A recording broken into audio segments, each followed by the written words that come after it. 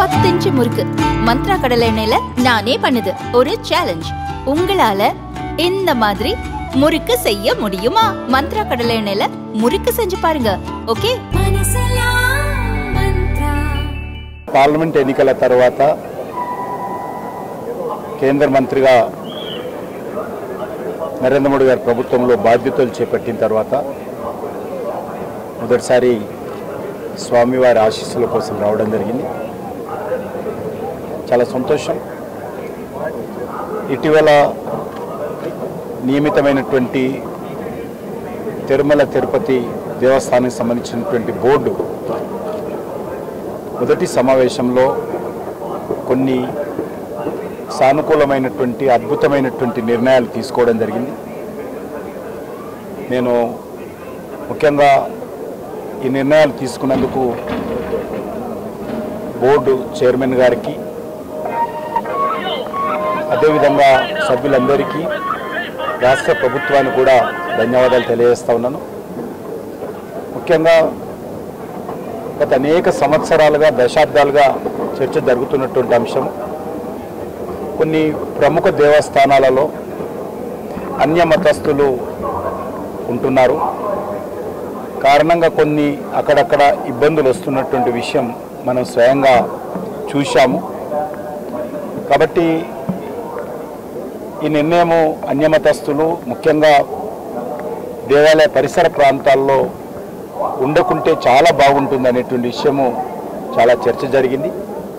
ఈరోజు తిరుమల తిరుపతి దేవస్థానానికి సంబంధించినటువంటి ట్రస్ట్ బోర్డు మొదటి సమావేశంలో అన్యమతస్థులు మరి ఉంటే వాళ్ళను వేరే ప్రాంతానికి పంపిస్తామనేటువంటి నిర్ణయం తీసుకోవడం ఏదైతే ఉన్నదో నేను చాలా సంతోషం వ్యక్తం చేస్తా ఉన్నాను, హర్షం వ్యక్తం చేస్తా ఉన్నాను, స్వాగతం పలుకుతా ఉన్నాను. ఎక్కడైనా సరే ఏ మతమైనప్పటికీ కూడా వారి వారి మత విశ్వాసాలు ఉన్నటువంటి వాళ్ళే ఆ ప్రాంగణంలో పనిచేస్తే బాగుంటుంది అనేది నా అభిప్రాయం. అది ఏ మతమైనప్పటికీ ప్రధానంగా మన హిందూ దేవాలయాల్లో కూడా అనేక ప్రాంతాల్లో కూడా అన్యమతస్థులు రావడంతో కొన్ని మనస్పర్ధలు, అభిప్రాయ భేదాలు, విశ్వాసం లేకపోవడము, ఈ రకమైనటువంటి సంఘటనలు జరగడము ఎవరికి కూడా భావ్యం కాదు. కాబట్టి ముఖ్యంగా మన యొక్క హిందూ దేవాలయాలలో ఈ రకమైనటువంటి అన్యమతస్థులు ఉండడంతో అభిప్రాయ భేదాలు రావడము మరి జరుగుతున్నటువంటి విషయం మనకు తెలుసు. దీన్ని సానుకూలంగా నిర్ణయం తీసుకోవడము నేను మనస్ఫూర్తిగా స్వాగతం పలుకుతా ఉన్నాను. మరొక విషయము, ఇక్కడ తిరుమలలో ప్రత్యేకంగా రాజకీయపరమైనటువంటి ఉపన్యాసాలు కానీ, రాజకీయపరమైనటువంటి కార్యక్రమాలు కానీ, రాజకీయపరమైనటువంటి అభిప్రాయాలు కానీ వ్యక్తం చేయకుండా ఉండాలి అనేటువంటి నిర్ణయం కూడా ఈ సమావేశంలో తీసుకున్నారు. ఇది చాలా సంతోషము. వాళ్ళ మీద కేసులు పెడతామని చెప్పారు. ఒక కేసులతో పరిమితం కాకుండా ఆ రకంగా మరి తిరుమలకు వచ్చి ఇక్కడ ఉన్నటువంటి తిరుమల నియమ నిబంధనలకు వ్యతిరేకంగా ఇక్కడ ఆధ్యాత్మిక భావజాలం ఉండేటువంటి ఈ ప్రాంతంలో, కలియుగ వైకుంఠంగా పేరు పొందినటువంటి తిరుమల ప్రాంతంలో మరి రాజకీయపరమైనటువంటి కార్యక్రమాలు కొనసాగించినా, ఉపన్యాసాలు ఇచ్చినా ఆ రకమైనటువంటి వ్యక్తులకు కఠినంగా శిక్ష పడే విధంగా చర్యలు తీసుకోవాలి. అవసరమైతే వాళ్ళకి ఏ రకమైనటువంటి భవిష్యత్తులో ఏ రకమైనటువంటి ప్రత్యేక దర్శనాలు లేకుండా కూడా చూడాల్సినటువంటి అవసరం ఉంది. అప్పుడే ఇక్కడ మరి ఆ రకమైనటువంటి రాజకీయపరమైనటువంటి కార్యక్రమాలకు బ్రేక్ అవుతుంది. అది కూడా తిరుమల తిరుపతి దేవస్థానం తీసుకోవాల్సిందిగా నేను మనస్ఫూర్తిగా కోరుతా ఉన్నాను. ఇక్కడ ఆధ్యాత్మికమైనటువంటి భావచింతన ఉండాలి, ఆధ్యాత్మికమైనటువంటి కార్యక్రమాలకే ప్రధానం ఉండాలి.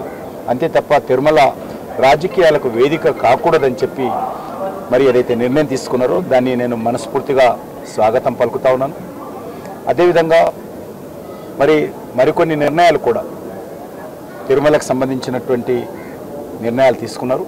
అది మరి ప్రసాదాల విషయంలో కావచ్చు, ఇక్కడ జరుగుతున్నటువంటి మరి ప్రత్యేక పూజల విషయంలో కావచ్చు, వాటన్నిటిని కూడా భవిష్యత్తులో ఇదే పట్టుదలతో మరి ముందుకు సాగాల్సిందిగా, ఇటీవల జరిగినటువంటి కొన్ని సంఘటనలు మన తిరుమల తిరుపతికే కాకుండా దేశమంతా ప్రపంచమంతా హిందువుల హృదయాలలో బాధ కలిగిన విషయం మనకందరికీ తెలుసు.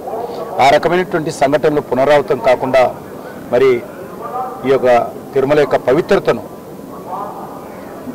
కోట్లాది మంది యొక్క ప్రజల విశ్వాసాన్ని కాపాడాలని నేను ఈ సందర్భంగా కోరుకుంటున్నాను. అదేవిధంగా టూరిజం సంబంధించిన టికెట్లన్నీ అన్ని రాష్ట్రాలకు సంబంధించిన విశేషాలు దాని మీద మీ అభిప్రాయం? ఇంకా నేను డీటెయిల్గా తెలుసుకోవాలి. అక్కడ వచ్చినటువంటి దాని ప్రకారము కొన్ని టూరిజం టికెట్లు దుర్వినియోగం అవుతున్నటువంటి విషయం చెప్పడం జరిగింది. ఎందుకంటే తిరుమల పర్యాటక శాఖకు సంబంధించినటువంటి వాళ్ళు రారు. ఇక్కడ వచ్చేవాళ్ళు భక్తులు వస్తారు, ఆధ్యాత్మికమైనటువంటి వాళ్ళు వస్తారు. వాళ్లకు ప్రాధాన్యత ఇవ్వాలి తప్ప పర్యాటకులకు కాదు. తిరుమల పర్యాటక కేంద్రం కాదు. ఎప్పటికైనా కూడా ప్రత్యేకంగా హిందూ విశ్వాసం మీద, హిందూ దేవాలయాల మీద, హిందూ దేవతల మీద విశ్వాసం ఉన్నటువంటి వాళ్ళే రావాలి, కానీ పర్యాటకులు కాదు. అదే కాకుండా మరొకటి మంచి కార్యక్రమం ఏంటంటే తిరుమలలో ఉన్నటువంటి, తిరుపతిలో ఉన్నటువంటి ప్రజలకు మరి ఇక్కడ దర్శన సౌకర్యం కూడా కల్పించాలని నిర్ణయం తీసుకున్నారు. ఇది వాళ్ళ హక్కు. ఎందుకంటే అనేక సంవత్సరాలుగా సాంప్రదాయం ఉంది. ఆ సాంప్రదాయాన్ని పునరుద్ధరించడం కూడా తిరుమలకు సంబంధించినటువంటి భక్తులకు ప్రత్యేక దర్శనం ఇచ్చేటువంటి కార్యక్రమం ఏదైతే తీసుకున్నారో అది కూడా సానుకూలమైన నిర్ణయం అని చెప్పి నేను భావిస్తాను.